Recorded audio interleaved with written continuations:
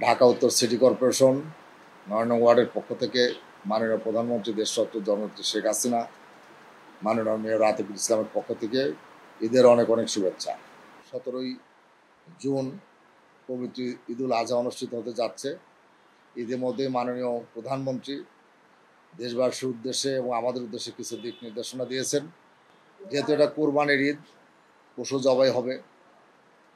এরা বিত্তবান ধনী যারা আছে তারা তাদের সাধ্যমতো পশু কোরবানি করবেন।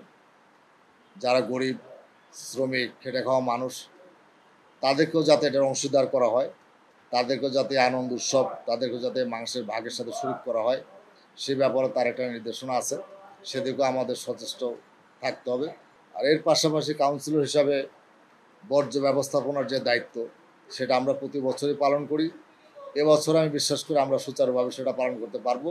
সিটি কর্পোরেশনের তরফ থেকে প্রত্যেকটা কোরবানির পশুর জন্য পর্যাপ্ত পরিমাণ পলিথিন ব্যাগ সরবরাহ করা হয় এবং আমরা এলাকাবাসীকে সেভাবে বলে দেই যে আপনারা ভুঁড়ির যে বর্জ্য, অন্যান্য যে বর্জ্য, সেটা পলিথিনে ভরে রাস্তার যে কোনো এক পাশে আপনারা রেখে দেবেন।